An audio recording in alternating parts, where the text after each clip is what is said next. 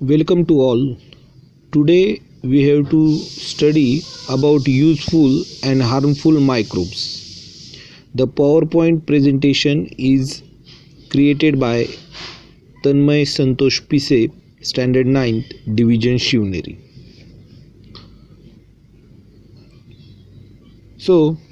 विद्यार्थी मित्रांनो, आज आपण युजफुल अँड हार्मफुल मायक्रोब्स यांच्याबद्दलची माहिती या प्रकरणाद्वारे पाहणार आहोत.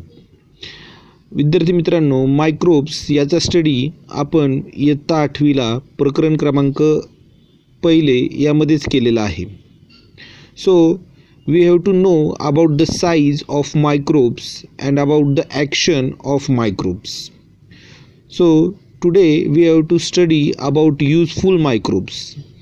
In this chapter we have to study the 3 microbes which are useful to us, that is Lactobacillia, Rhizobium and yeast. In that figure we have to see Lactobacillia, the structure and size of Lactobacillia.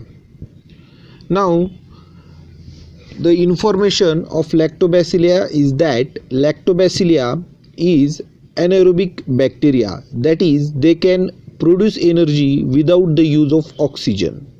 म्हणजे लॅक्टोबॅसिलिया यांना anaerobic bacteria असं देखील म्हटलं जातं आणि ते energy production करतात oxygen शिवाय. They are minute and rectangular in shape, म्हणजे त्यांचा आकार हा आयताकृती असतो आणि ते त्यांची फार कमी अशी साईज असते. The lactobacillia convert milk in yogurt.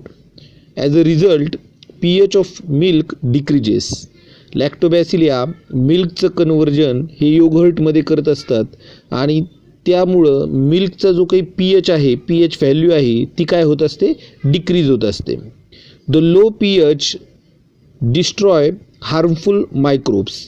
आणि लो pHचा उपयोग काय होतो, तर जे काही हार्मफुल मायक्रोब्स असतात त्यांना डिस्ट्रॉय करण्यासाठी लो pH याचा उपयोग हा होत असतो. This is the information about lactobacillia. Uses of lactobacillia. Various milk product like yogurt, buttermilk, ghee, cheese, shrikhand etcetera can be obtain by fermentation of milk. Lactobacillia fermentation is useful for large scale production of cider, coca, pickle of vegetables etc. म्हणजे lactobacillia fermentation use कुठं केलं जातं, तर large production जिथं घडत असतं लोणच्यांचं किंवा आणखीन काही घटकांचं, तिथं लॅक्टोबॅसिलिया फर्मेंटेशन हे यूज केलं जातं. Lactobacillia and some other useful microbes taken together are used to treat abdominal discomfort. लॅक्टोबॅसिलिया आणि काही आणखीन युजफुल मायक्रोब्स यांचा उपयोग जे काही पोटाचे विकार आहेत तर त्या विकारांच्या म्हणजे ते विकार हे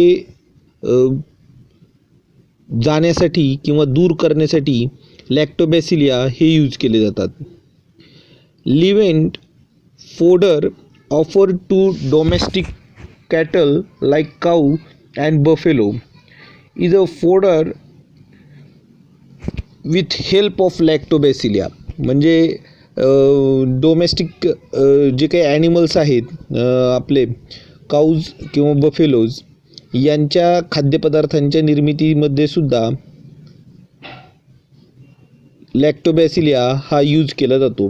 लॅक्टोबॅसिलिया fermentation process is use to make wine and some type of bread. म्हणजे लॅक्टोबॅसिलिया फर्मेंटेशन ही प्रोसेस वाईन मेकिंगसाठी आणि ब्रेड मेकिंगसाठी सुद्धा यूज केली जाते. नेक्स्ट जो काही आहे युजफुल मायक्रोब्स तो आहे रायझोबियम. रायझोबियमबद्दल आपल्यासमोर डायग्रॅम दिसते. त्या डायग्रॅममधून रायझोबियम म्हणजे नेमकं काय हे आपल्या लक्षात येतं. Information of rhizobium. Rhizobium is pinkish rod shape bacteria. म्हणजे पिंकिश कलरचे रॉड शेप बॅक्टेरिया हे रायझोबियम आहेत. Rhizobium perform a mutually beneficial relation called symbiosis. Rhizobium हे म्युच्युअली बेनिफिशियल असतात कशासाठी तर सिम्बॉयसिससाठी. Rhizobium produce nitrogenous compound from atmospheric nitrogen on the root of leguminous plants like groundnut, beans and pulses. म्हणजे rhizobium nitrogenous compound हे form करण्यासाठी म्हणजे from atmospheric nitrogen to ह्या प्लांटच्या रूटपर्यंत पोहोचवण्यासाठी रायझोबियम बॅक्टेरिया हे परफॉर्म करत असतात ही action. Uses of rhizobium. Rhizobium is use as a fertilizer that it gives protein to plant. म्हणजे रायझोबियम फर्टिलायझर्स खतांसारखे हे यूज केले जातात की जे प्लांटला प्रोटीन्स प्रोव्हाइड करत असतात. The use of rhizobium has help to reduce the use of chemical fertilizers and thereby their adverse effect. म्हणजे रायझोबियम हे केमिकली फर्टिलायझर्स यूज करण्यापेक्षा चांगले आहेत की ज्यांच्यामुळं केमिकल फर्टिलायझर्सचे ॲडवर्स इफेक्ट कमी करण्यासाठी सुद्धा रायझोबियमचा उपयोग हा केला जातो. नेक्स्ट वन आहे ईस्ट. याची डायग्रॅम आपल्यासमोर दिसते की कशा प्रकारे हे ईस्टचे मायक्रोब्स हे असतात. East is a colourless and east is a colourless oval shape fungus. म्हणजे ओव्हल शेपमध्ये अंडाकृती असे हे बॅक्टेरिया किंवा असे हे मायक्रोब्स हे अवेलेबल असतात आणि त्यांना कोणत्याही प्रकारचा कलर नसतो. Yeast reproduce by asexual method called budding. ईस्टची निर्मिती असेक्शुअल रिप्रोडक्शनमुळे घडत असते की ज्याच्यामध्ये मेल आणि फिमेल असं काही सेपरेशन नसतं आणि बडिंग नावाच्या प्रोसेसमधून ईस्टचं रिप्रोडक्शन हे घडत असतं. Yeast is a heterotrophic unicellular eukaryotic. आता हेट्रोट्रॉफिक म्हणजे ते दुसऱ्या घटकांवर त्यांचं एनर्जीचं प्रोडक्शन हे अवलंबून असतं आणि ते युनिसेल्युलर म्हणजे एकपेशी असतात. East perform fermentation. ईस्ट काय करतात तर फर्मंटेशनची प्रोसेस किण्वन प्रक्रिया ही घडवण्यासाठी मदत करत असतात. आता युजेस काय आहेत तर आपल्या सर्वांना माहिती often alcohol is produce among with sugar in sugar factories. Molasses is produce from sugar cane juice. It is rich in carbohydrates. Molasses is fermented with the help of yeast called Saccharomyces. आता Saccharomyces हे जे काही आहे तर त्या ईस्टच्या माध्यमातून ही fermentation process ही perform केली जाते. In this process, ethanol alcohol is produced as a primary product and ester and other alcohol as a secondary product. आपल्या सर्वांना माहिती की इथेनॉल हे ह्या मोलॅसिसच्या फर्मेंटेशन प्रोसेसमध्ये क्रिएट होत असतं. Spirit and other alcohol can be obtain from ethanol. Ethanol पासून स्पिरिट आणि अदर अल्कोहोलचे फॉर्म हे तयार होत असतात. Ethanol is also a smokeless and high quality fuel. Ethanol हे स्मोकलेस आहे म्हणजे त्याला त्याच्या ज्वलनानंतर कोणत्याही प्रकारचा धूर हा बाहेर पडत नाही आणि हे हाय क्वालिटी फ्यूल आहे. Other grains are also use for industrial production of ethanol. आणखीन वेगवेगळ्या प्रोसेसेस यूज केले जातात की ज्याच्यामध्ये मेज किंवा आणखीन ग्रेन्स हे यूज केले जातात की ज्यांच्या प्रोडक्शनमधून इथेनॉल ऑप्टेन होईल आणि या सर्व प्रोसेसमध्ये ईस्ट हे काय केलं जातं फर्मेंटेशन प्रोसेससाठी यूज केलं जातं.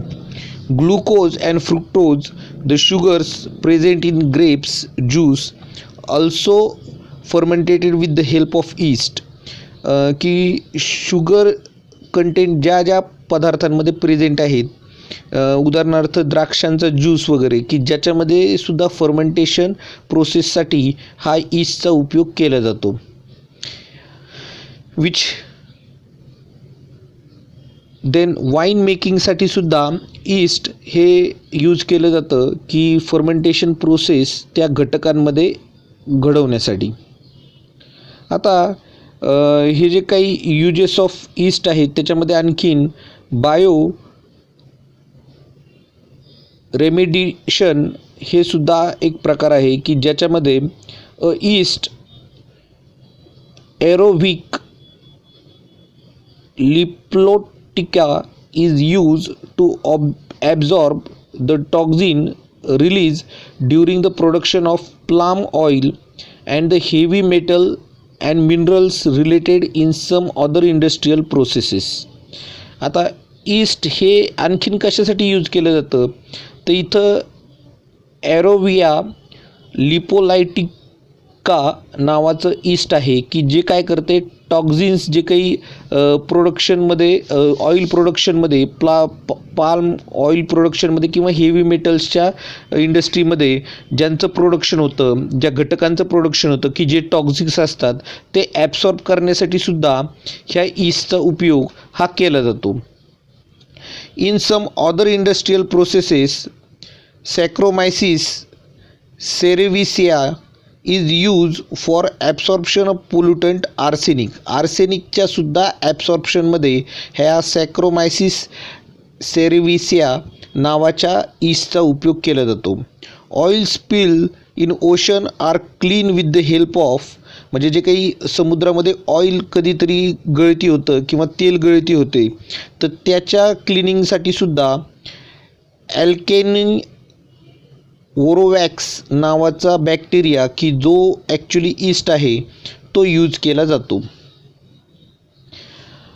आता आपल्याला अँटीबॉडीजबद्दल शिकायचं आहे पण ह्या सेशनमध्ये आपण फक्त युजफुल अँड हार्मफुल मायक्रोब्स यांच्याबद्दलची माहिती पाहतोय. आता सध्याला आपण ईस्टबद्दलची माहिती इथपर्यंत पाहिलेली आहे. धन्यवाद.